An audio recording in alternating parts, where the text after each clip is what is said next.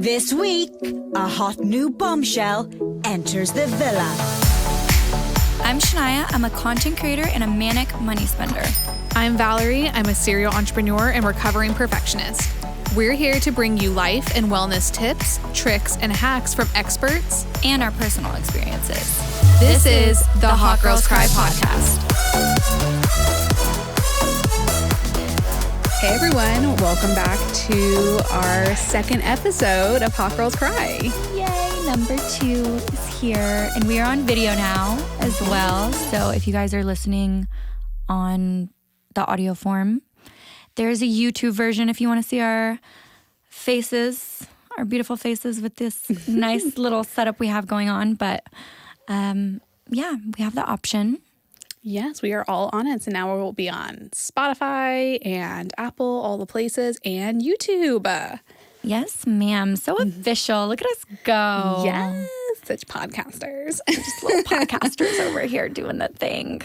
But today's episode is one of our favorite topics, and it's also a very trendy topic, but we're going to be talking all about morning routines, our morning routine, our dream morning routines, and our daily non-negotiables.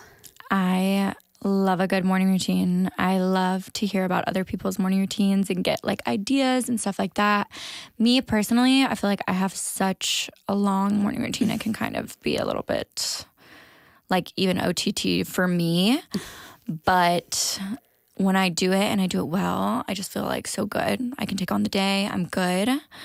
So yeah, I'm so excited to get into this episode. Yeah, and I think that's the thing. Like, I think like TikTok and like being the main character and living our dream life and like delusion and all that is making us feel like we have to have like a 75-step routine. And like when I do, it's wonderful. But like I could, but I don't do that every day. And I would love to. But I do feel like in general, if you can just have your staples of like what makes you feel good, that's all you got to have. Like, don't let us or TikTok pressure you.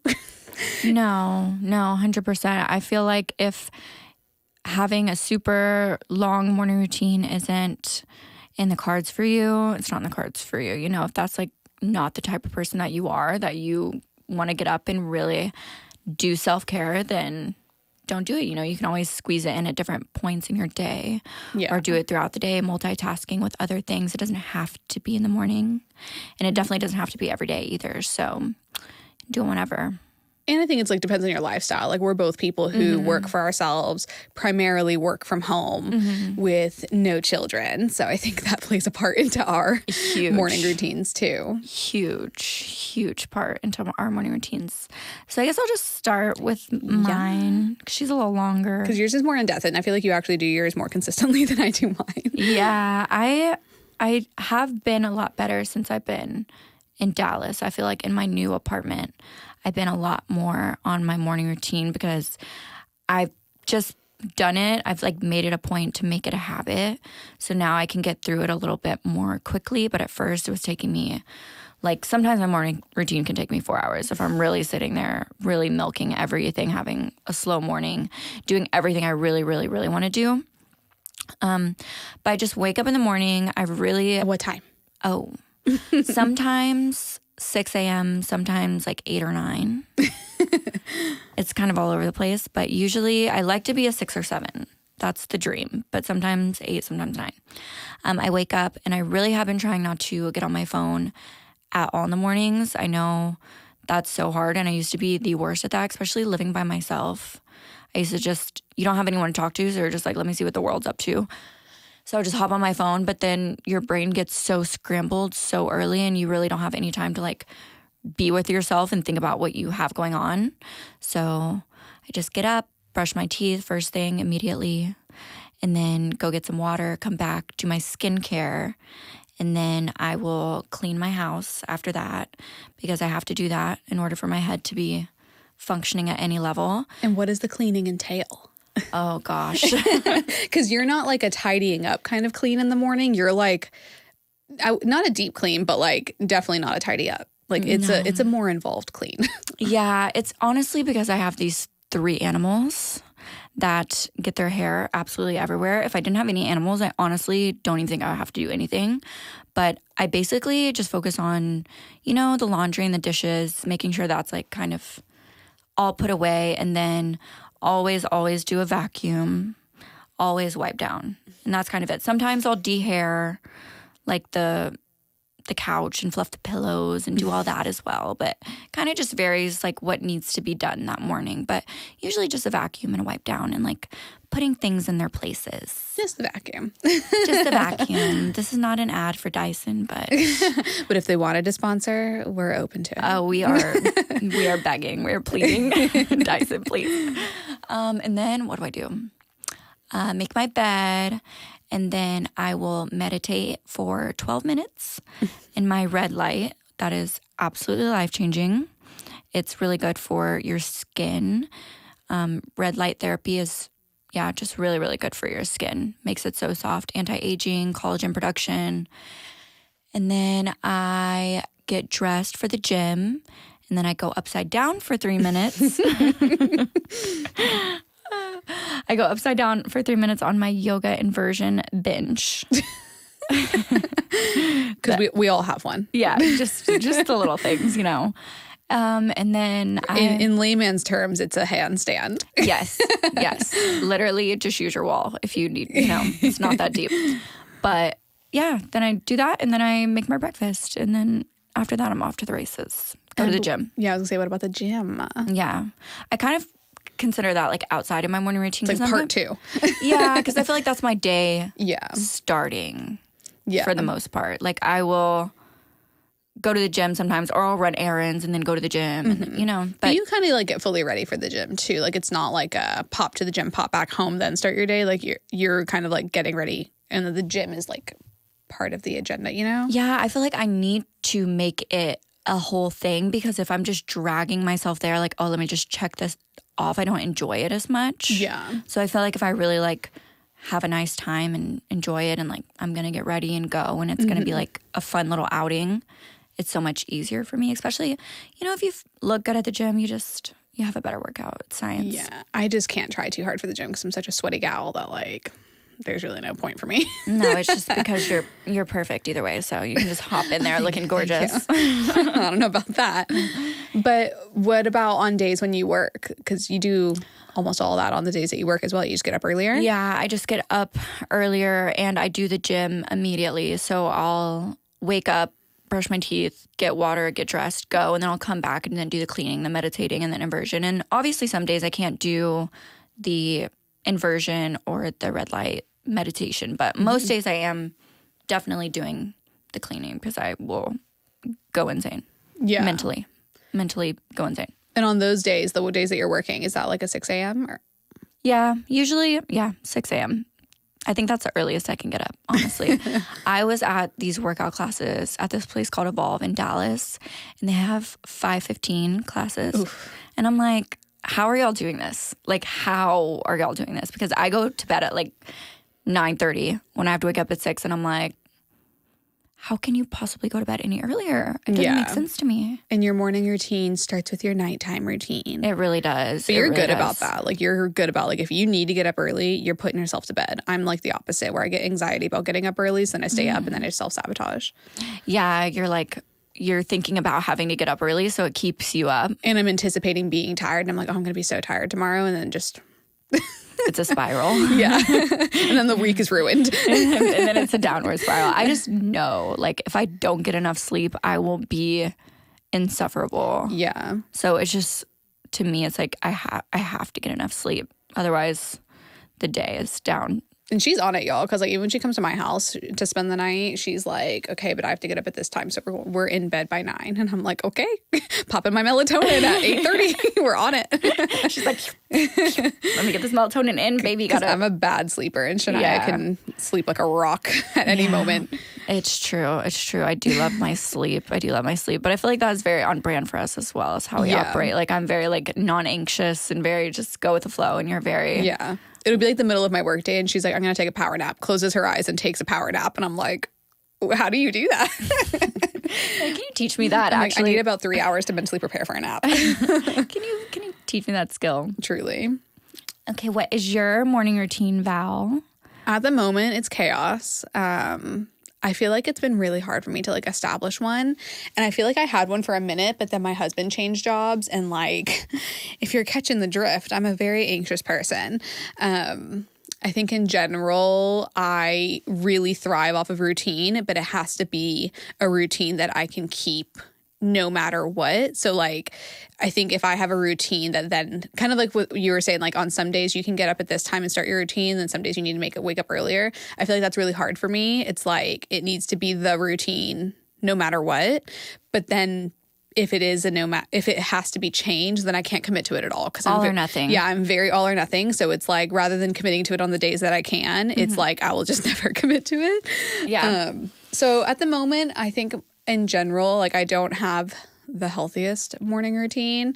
But walk us through what it looks like. You wake up on any given day. Yeah, around 7. And I think it's hard too because Aiden, my husband, he just changed jobs recently. So like, and he works from home some days and works in the office some days. So I think it really depends on like, do I have the morning to myself to like focus on my routine, or is he like there? And I feel like if you're married or live with a partner, it's like, it makes a difference. No, it really does. Yeah. But I try to get up at 7. Like my ideal day that I actually have is like getting up at 7 and I like get dressed, go straight to the gym. Like for me, it's so much easier to just like literally go straight to the gym and get my workout in. So I get up at 7, out the door by 7:15, do F45 at 7:30. That's like my favorite. And I'm like, okay, today's going to be a good day. And then I get home. I typically will make my iced coffee, which is very like religious to me. And then I'll make my breakfast. I've been really good about like actually having breakfast these days. I feel like that's a new thing for me because for a while I was just surviving purely off of like iced coffee. Yes. So now I have a full breakfast in the morning, and I'll have my coffee. I do like to do my stretches and stuff like right after F45. I've found that like when I do my stretches after F45, I get less migraines and my hips feel a lot better because I do like a lot of sitting, and then the picnics take a big toll on my body. So stretching just does wonders if you actually do it. It's so important. Yeah, like when I actually started incorporating it, it really changed like my body, how I felt, like everything. But you know, when you're stressed or anxious, like all the good things are out the window. Yeah, of course. Those are the first things to go. The things that you actually need to be doing for you to be able to do anything for your company or anyone else. Yeah. And so when I do my 7:30 F45 class, I usually get home at like 8:30. So like whilst like making breakfast and like doing all that, I'll feed my dogs, poop the dogs, that whole routine. But I think in general, like my most realistic routine is like, I call it like timestamps, because I've tried, I think it's been one of those things since starting my business that like I have all the flexibility in the world because I'm the boss, but then I'm really hard on myself because I want to have routine. But then at the same time, I have this internal conflict of like, I don't have to have routine. I can be super flexible, even though I know that me as a person needs routine. Yeah. So it's a constant internal battle, but I've established like timestamps, and I feel like that keeps me sane. So I know that like getting up at 7 is ideal. Getting to the gym by 7:30 is ideal. Feeding, pooping my dogs at 8-ish, as close to 8 as I can get for them, is ideal. And then I don't start work until 10. Yeah. And then I just kind of smush my morning routine in between those hours.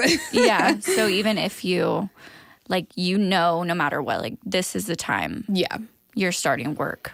And I feel like that's so helpful because on days that I'm not working at the bar, I feel like I can do that. I can just lollygag for so long doing my morning routine and just little things. Yeah. When in reality, it honestly just makes me feel more anxious because I'm like, okay, when is this day actually going to get started? And you almost have it all in your head, all the things that you need to do, and they're just like lingering. And so I think for me, like knowing I start at 10 and like even all of my booking systems for both of my jobs, like no one can book a call with me earlier than 10. No one can book a shoot with me earlier than 10. So like if the earliest I ever start work is like if I have a shoot at 10, I need to be leaving my house at like 9. But like I always know that I do not need to even check in my brain into work until 10. And so I've really just like created these timestamps to basically help know like, okay, We get up at 7. We start work at 10. We stop working at 6. We are in bed by 10. And so at least I have some sort of consistent structure across the board, even though my routine and my schedule changes every day. But my dream routine. Yes, tell us the dream. We all have one, you know? I have many a dream.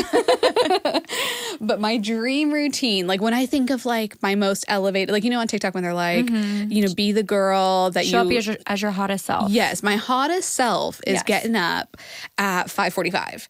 And she's leaving at 6 to go to the 6:15 F45 workout. Period. And that way, and I'm like a very like type A, like to a T kind of 100%. person. So she's going to the 6:15 F45 class, done by 7, home by 7:15. She does her 30-minute stretch routine till 7:45. Then she feeds the dogs. Then she poops the dogs, takes the dogs for a walk. And then she makes her iced coffee. She makes her iced coffee before she eats.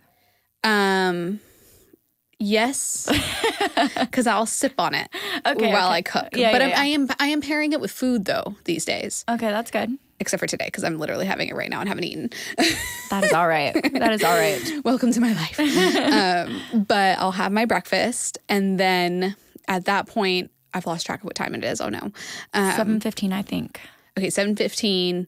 We're home. We feed the dogs, poop the dogs, and then that's like 8-ish. So like at this point, we've done our stretching, taking the dogs for a walk. It's probably like 9. Then I take a nice shower, and then I sit down. I do my skincare routine at my new vanity table. This vanity table has changed my life. And then I can peacefully at 10 a.m., fully prepared for the day, done all the things that make me feel good, my stretching, my walking, my working out. I've eaten a full breakfast. I've had my coffee. Now she is fully prepared for a wonderful day running her businesses at 10 a.m. Wow. Yes. That's not too far off from what you currently do. It's not. It's just though. about an hour and 15. Yeah. Honestly, I think the only thing that's more different is the time you wake up. And the reason I want this routine is that whether I have a photo shoot or if I'm working out of the house or like whatever my schedule looks like that day, I can stick to that routine because there is enough time for me to still leave the house by 9:30 if I need to, because that's typically like the earliest I have to leave. And so that's why I would love to get into the routine like for that, because then I'm like, okay, I truly can commit to that every single day. Yeah. So maybe I'll give it a shot on Monday. Ooh, 5:45, girl. I know. Bless your soul. Yeah, but I'm going to bed earlier. I feel like I think that's a bigger issue for me though. Like a more deep-rooted issue is my sleep problems, but we're getting somewhere. She's working on them. We're working on. We've got that okay. sleep hygiene. You know, we're improving. Yes, and it really is true. Like the sooner you get in bed and like start coaxing yourself to like just go to bed, then you can get up. And I know, like, when I go to the gym, when I go for my walks and stuff, like, I do sleep better. But also just, you know, reducing that caffeine intake has been works wonders. Imagine that. Oh, it really does. Yeah, like this stuff actually keeps you up. What? Right, like, weird. Excuse like, me me? having a Celsius every day at 4 is affecting my sleep. What? You're supposed to actually get me cracked out and allow me to sleep at the same time. Okay. I mean, that's how I literally lived for probably, like, since college. Yeah, that was truly what schedule you were on. I mean, I think I spent probably 6 years running off of pure adrenaline, and now I'm like having to run off of like discipline, and that's like been a very rude awakening for me. I can't believe that there was a time when I didn't need caffeine. Like when I was 19, 20, I wasn't even into it. And I'm like, she's like, sips coffee. And I'm like, how? Because now every day I look forward to it so much. Well, the people who like tell me like they don't drink coffee or matcha, I'm like, so when you wake up, what do you do? Like, where does your energy come from? And like, when does the day start? like what's, I feel like it's very ritualistic. Like, yeah. Like, because I started drinking coffee in high school.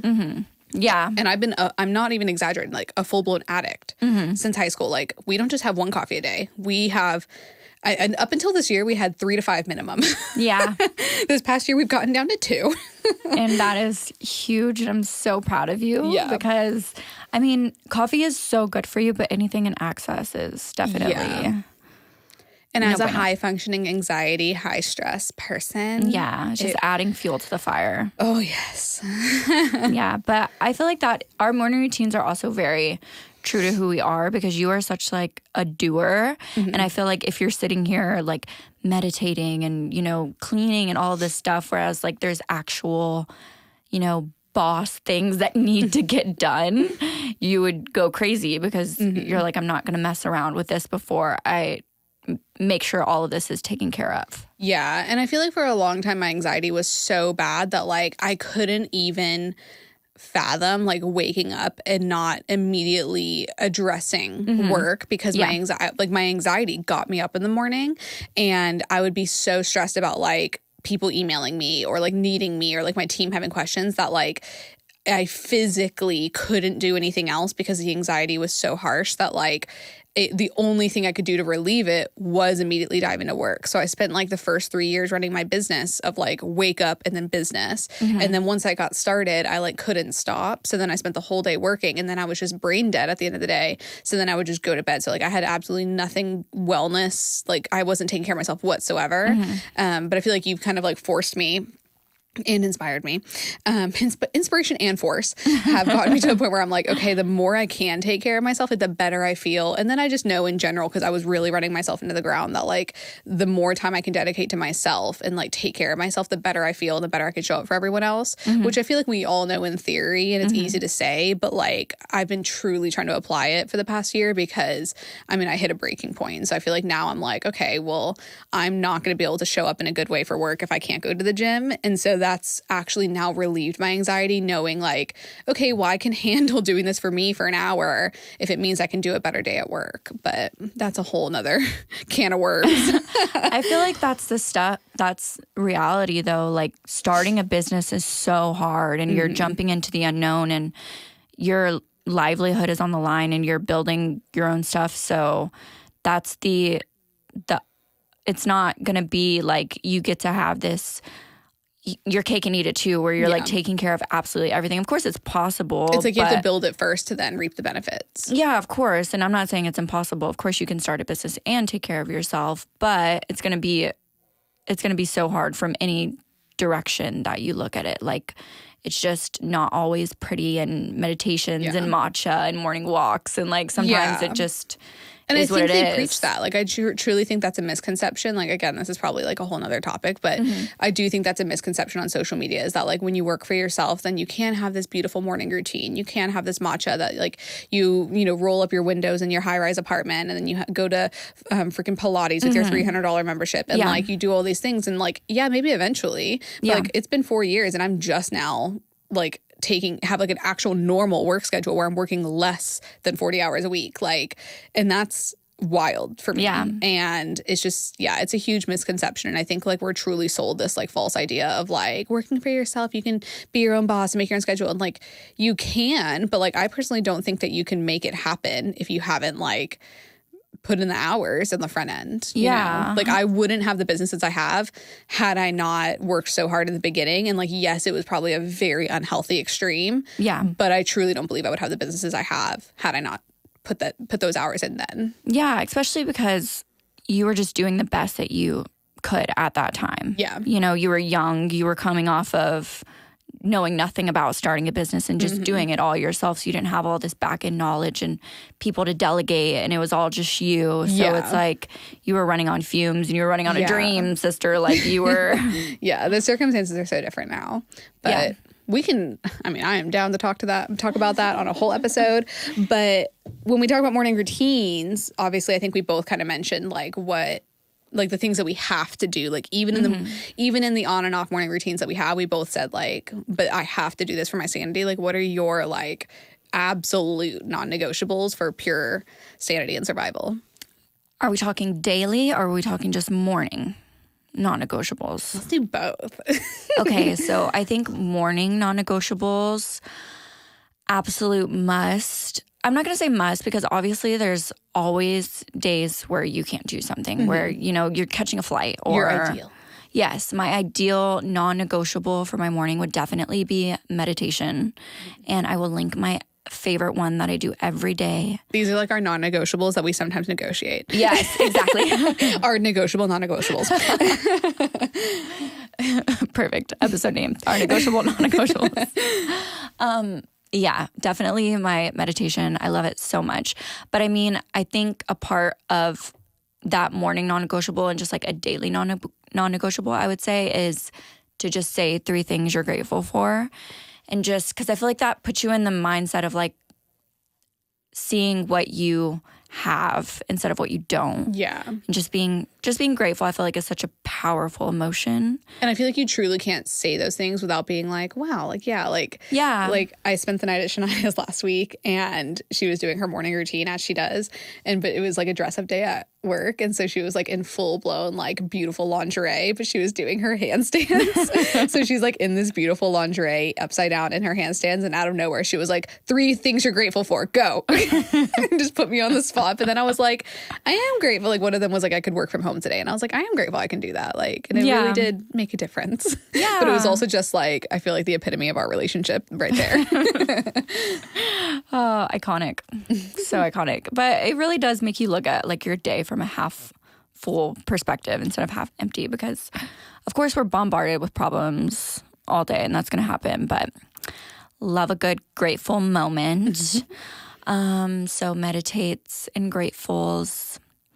What else? I feel like vacuuming. I feel like when you said it, like vacuuming's got to be part of it. And like this girl loves, I mean, she vacuums at least twice a day when I'm over there. Yeah, 100%. I will say vacuuming is probably one of my non-negotiables every day. I mean, that on any day I'm home is happening. It's happening. That is a true non-negotiable she vacuums at my for house me as well. Like it's like not even like for the dirtiness, it's for the routine. Yes, it really just makes me, I like it, honestly. I do really like it. Like if I wasn't able to do it and the floor was just clean, I don't think I would enjoy it as much. So it's very therapeutic for me. So vacuuming is probably my second. And then I think my third would probably be, I guess daily and morning would be working out or some type of movement, because it does it all, really. It helps you feel better. It helps you look better. It helps you get something done and just be on a momentum of some sort. And especially living by myself, I feel like to have that outing and go out and see people, it's just, that's another way it's good for my mental health as well. It's like your appointment that like you have somewhere to be. Yes, exactly. And it's nice to work towards a goal, and it's therapeutic, and it's just wins all around with the gym. Yeah, like there's truly no negatives. Like it does wonders. Well, I don't know. I guess you could probably do too much Anything of it. in excess. Yeah, I was like, I don't even know if you could overdo that, but yeah, you probably could actually. What are your 3 daily, morning, and all day negotiables? My negotiable non-negotiables are, I think working out now has become really important because for a while I really put like my fitness and health like on a back burner with all the trauma of starting a business. And I feel like since I've been really like dedicating the time to it and being intentional about it, it has just made me feel so much better. And I can tell like even on the days, like I probably work out now like at least 3 times a week, ideally 4 or 5, but I can really tell a difference on the days that I don't work out. I'm like, okay, like my mood was off, like everything was just off. And so I feel like now, like whether it's a full on F45 class, which can be a lot, like I want to at least like go for a walk, go for a run. I really want to get into running because I feel like that's just like a quick and easy thing that you can do that makes you feel good without it being like a HIIT workout. So I think like, yeah, working out is definitely one of them now for sure. I don't even want to say my coffee because like I feel like that's not even like a step, but like I literally have never, that's a lie. I did a 3-month no coffee for like the summer last year, and So proud.